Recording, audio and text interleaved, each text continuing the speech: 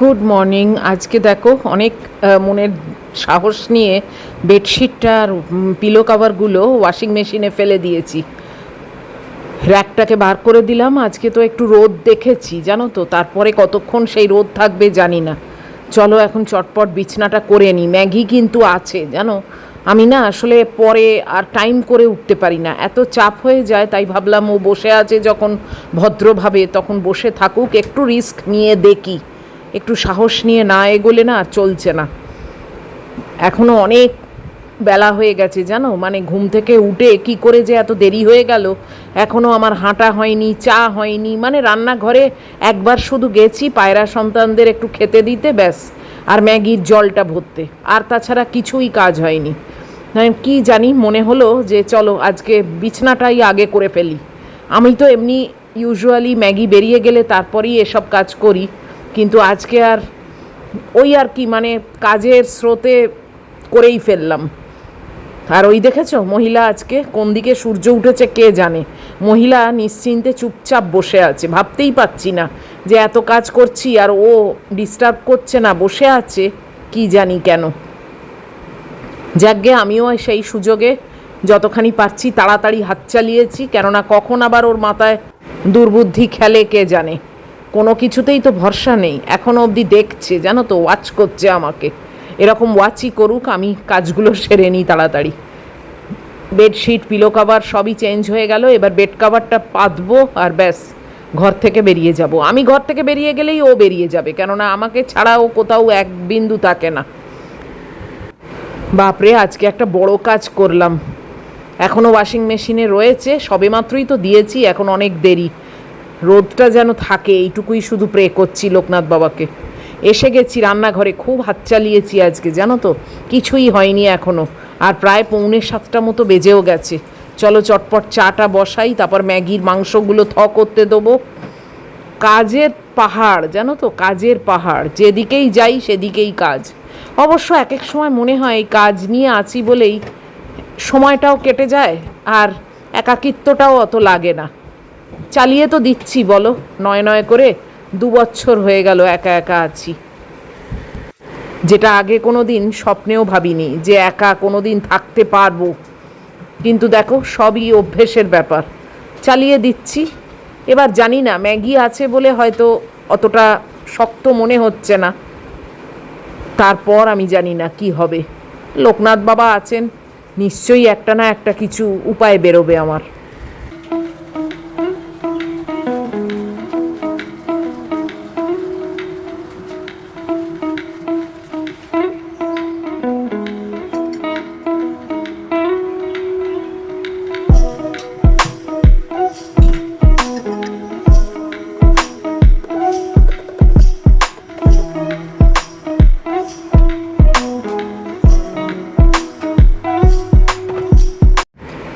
এই যে এই সূর্যের ভরসায় আজকে আমি বেডশিট পিলো কাভার সব কিছু কাচতে দিয়েছি।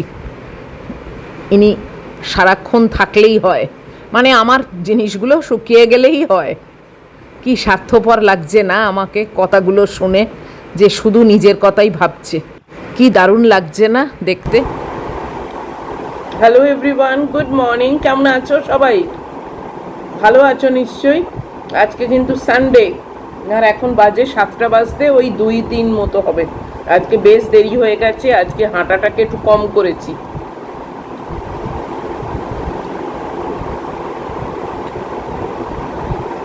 বসে গেছি চা খেতে, ইচ্ছে করলো না। সারাদিনে এত হাঁটা হয় না।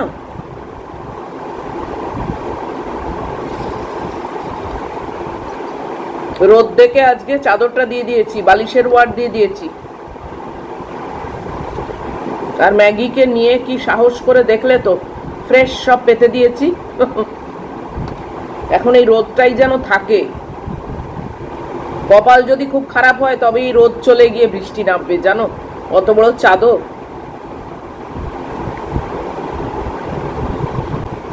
ঘুম থেকে উঠে আর কোনো কাজ করিনি, মানে জাস্ট প্রথম কাজটাই ছিল চাদরটা টেনে তুলে ওয়াশিং মেশিনে ফেলা। থোড়টাকে সেদ্ধ করতে দিলাম, অতখানি থোড় তো আর একদিনে খাবো না, 2-3 দিন চলবে আমার। ওই যে কুকারে আওয়াজ হচ্ছে।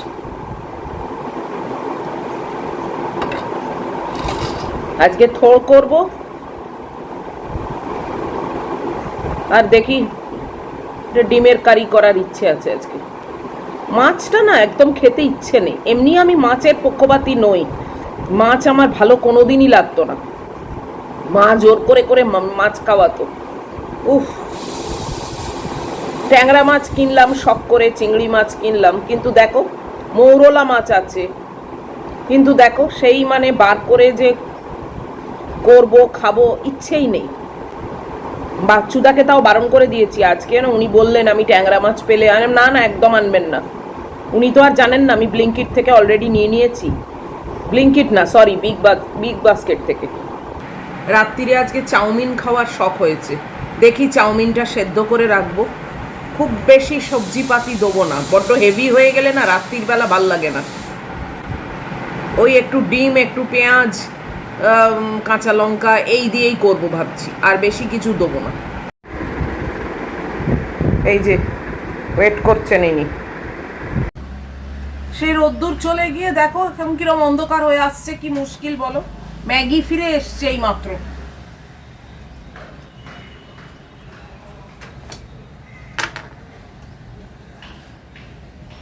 এত বড় চাদরটা নিয়ে, হাওয়া আছে অবশ্য।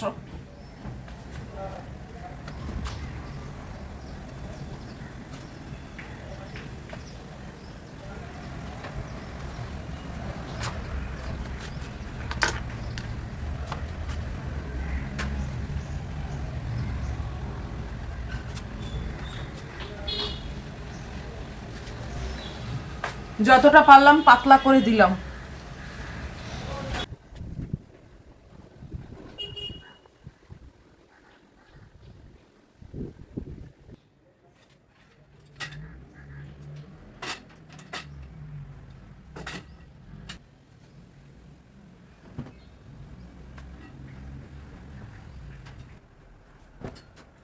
হাওয়াটা খুব বেশি আছে আজকে, এটাই রক্ষে, এই হাওয়াতে যতটা শুকিয়ে যায়। এই দেখো রোদ এসছে আবার, আকাশে মেঘ প্রচুর জানো, কিন্তু রোদও আছে আবার। রোদটা উঠছে, যা বাবা, আমার জামা কাপড়গুলো আর চাদরটা শুকিয়ে গেলেই ভালো হয়। এই দেখো কি মেঘ দেখেছো, আকাশ পরিষ্কার একেবারেই নয় কিন্তু। ইনি ঘুরে টুরে এসে এই যে বসলেন, আবার আর চোখে তোমাদের দেখছে, দেখেছো, ভালো করে ভদ্রভাবে দেখে না। আর আমার এদিকে প্রায় 90%-এর কাছাকাছি চাদর শুকিয়ে গেছে, এখন তুলে নিয়ে এসে এই গুড্ডির এই দরজায় দিয়ে দিলাম, কিছু করার নেই, এত হাওয়া দিচ্ছিল না, চট করে শুকিয়ে গেছে। রান্নাঘরে এসে গেছি, যুগলও এসে গেছে, এখন বাজে 9:10। ম্যাগির মাংস আর ভাত আমাদের এসব চাপানো হয়ে গেছে, একটু মেনুর এদিক ওদিক হয়েছে। থোড়টা তো করবো, এই দেখো সেদ্ধ হয়ে গেছে, বাট ডিমের যে কারি করবো ভেবেছিলাম সেটা করছি না। সেখানে এই যে বাচ্চুদা একটু তেল দিয়ে গেছে, মাছের তেল, তো সেটাই, যে আলুটা সেদ্ধ করেছিলাম ডিমের জন্য সেই আলুটা দিয়ে একটু তেলের চচ্চড়ি করব, সেটা দিয়ে ভাত খাওয়া হয়ে যাবে। ভাবছি টাটকা তেল সেটাই বরং রান্না করি, ডিম তো এমনি আমি রোজই খাই, তো সেইটাই ব্যবস্থা করছি। আর চাদরটা দরজায় দিয়ে দিলাম, আর শুকনোরও বেশি শুকনো হয়ে গেছে, আর অন্ধকার মতো হয়ে আসছে জানো তো, আর রিস্ক নিলাম না। চলো লেগে পড়ি। ছোলা ভেজাতে ভুলে গেছি জানো, ভেবেছিলাম না থোড়েতে একটু ছোলা সেদ্ধ দেবো, সে ভুলে গেছি। ক্রমশ নির্ঝুম মতো হয়ে আসছে। এই যে পেঁয়াজ রসুন একটু ভেজে ওই তেলের চচ্চড়িটা করব, শুধু আলু ছাড়া আর কিছুই দিচ্ছি না, একটু কাঁচা লঙ্কা দেবো ব্যাস। আর একেবারে টাটকা এনে দিয়েছেন তো, আমি ওই জন্য আর লোভ সামলাতে পারলাম না, ওটাকে তুলে মানে ফ্রিজে রেখে বাসি করে রান্না করার কোনো মানে হয় না। এই যে দেখো অল্পই এনে দিয়েছেন, খুবই অল্প একটুখানি, যা যা এনে দিয়েছেন তাই অনেক আমার কাছে। তো এটা দিয়েই এই চচ্চড়ি মতো করছি। এই যে যুগলের কাজও হয়ে গেল, চলে যাচ্ছে। একবার করে রোদ উঠছে, একবার করে অন্ধকার হয়ে আসছে, জানো। যুগল তো চলে গেল, যুগল আবার আজকে যাচ্ছে তারকেশ্বর। ও প্রত্যেকবার যায়। যাই হোক, তুমি এই ভিজেতে শোবে না ম্যাগুন, ভিজেতে শোবে না। হ্যাঁ, আমি তোমাকেই বলছি, ভিজেতে একদম শোবে না, বুঝতে পেরেছো কি বলছি? হ্যাঁ, ঠিক ভিজেতে শোবে, জানো, ঠিক ভিজেতে শোবে। ওই দেখো ঘুরছে, ওই ভিজের ওপরই শোবে। ওই দেখো, দেখলে? এত বলে এই হলো, বোঝো তোমাদের ম্যানেজারকে। এই মাটিটা মুছে দেয় এই অবধি, সেটার ওপরেই শুলো। বুদ্ধিটা দেখো, বললাম শুনলো কথাটা, শুনে বুঝে ওইখানেই বসলো, দেখছো? ও বুদ্ধি আর হবে না, আর হয়ে গেছে, যা বুদ্ধি হওয়ার হয়ে গেছে। এই বুদ্ধি হয়েছে, কি বলবো বলো? ম্যানেজারই আর করিও না তোমরা, তোমরাই ডুববে ওকে ম্যানেজার রাখলে। শুনছো কথাগুলো? ভাতটাকে বন্ধ করে দিয়েছি, ম্যাগির গ্যাসটাও এবার বন্ধ করে দেবো, এই কুকারটা। আর ওখানে তেল চচ্চড়ি হচ্ছে, আর একটু নারকোল ভাজবো, আর একটু ওই থোড়টা করবো, বাস। তাহলেই আমার রান্না শেষ। ঘড়ির কাঁটা হু হু করে ঘুরছে, 9:30 বেজে গেল। চলো দেখি একবার তেল চচ্চড়িটার কি খবর। আর এই যে বসে আছে, দিয়েছি, এক পেট খেয়েছে, খেয়ে বসে আছে। এই দেখো আমার তেল চচ্চড়ির খবর, ভালোই দেখতে হয়েছে, খুব খারাপ তো হয়নি। একটু ডিমও আছে, জানো, সব রকম মিলিয়ে মিশিয়ে এনেছেন আর কি। মাছের তেলটা দিয়েই পুরো খাওয়া হয়ে যেত, জানো, কিন্তু থোড়টা তো সেদ্ধ করে ফেলেছি, ওটা ছেঁচকি করব, ও অল্প করে খাবো, রেখে দেবো কালকের জন্য।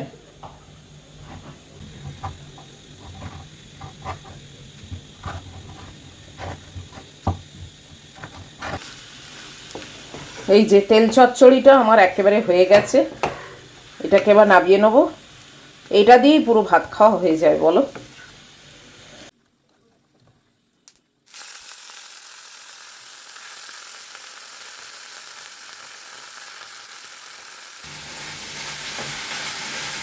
থোড়টা করে এবার নারকোলটা ভাজবো, এই যে কেটে রেখেছি, বাস আমার রান্না শেষ।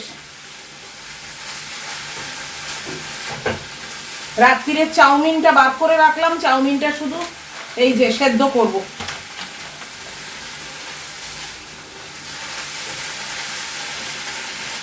একটু এগিয়ে না রাখলে না আর একেবারেই হবে না রাত্রিরে।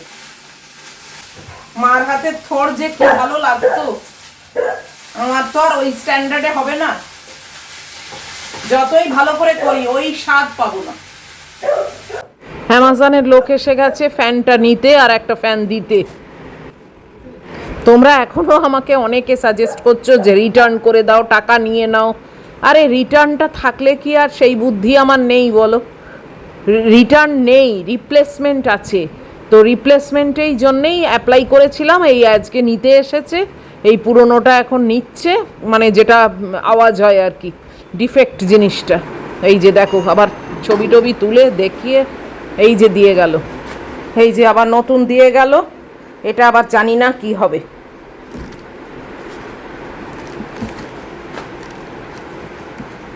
এর আবার ওয়ারেন্টি পিরিয়ডের কাগজটা আগে যে এখানে ঝুলতো সেটা আবার নেই। রাত্রিরে নুডলসটা সেদ্ধ হয়ে গেল, এইটুকুই ছিল, পুরোটাই নিয়ে নিয়েছি। ফ্যানটা তো এক্সচেঞ্জ হয়ে গেল, মানে নিয়ে চলে গেল, এক্সচেঞ্জ মানে রিপ্লেসমেন্ট আর কি। আবার লোকটা জিজ্ঞেস করছে ফ্যানটা ফেরত দিলেন কেন, অবস্থা মানে এর আওয়াজ হয় তো, ডিফেক্ট। তো যাই হোক, ছবি ছাপা কী সব তুললো, দেখলো, চেক করলো, নিয়ে চলে গেল। এইটা আবার দিয়ে গেল, এটা আবার কি হবে জানি না। আমি এইখানে আর লাগাবো না, এই ঘরে লাগাবো। ডাকবো, পরে ডাকবো। আজকে আবার আমাদের এখানে খুঁটি পুজো, এই এখনই স্টার্ট হবে, আর আমি আর যাচ্ছি না। তোমাদের আগে খুঁটি পুজোর ভিডিও দিয়েছি, তখন মা ছিল, ম্যাগিকে দেখার লোক ছিল, নার্স ছিল, তখন আমি দিয়েছি। পুরনো ভিডিও দেখে নাও, ওই সেম প্রসেস। আর আমি যাচ্ছি না। তারপর ওয়েদারের যা অবস্থা, পার্কের ভেতরে কাদায় কাদা, চলো নারকোলটা নাবিয়ে নিয়ে আমি এবার ব্রেকফাস্টের ব্যবস্থা করি। 10টা বাজে, জান কাজ আর শেষ হচ্ছে না, একের পর এক একের পর এক। কেবল ভাবছি এটাই বোধহয় শেষ, এটাই বোধহয় শেষ।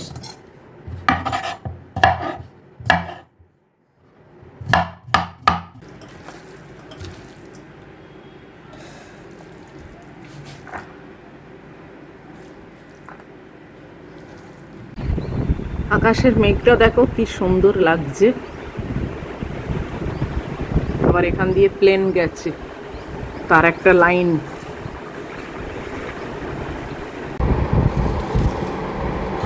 আকাশ মেঘ সব দেখে বসে গেলাম ব্রেকফাস্ট নিয়ে। একটা ঘুঘু পাখি এসে বসেছে, এই দেখো। ও আরাম করে থেবড়ে বসলো। আমি নেটের ভেতর দিয়েই দেখাচ্ছি, বুঝেছো তো? নেটটা সরাতে গেলেই পট করে উড়ে বেরিয়ে যাবে। রোদ পোয়াচ্ছে বসে।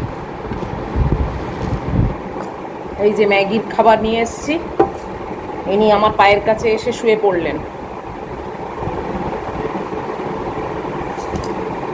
আমাদের একটা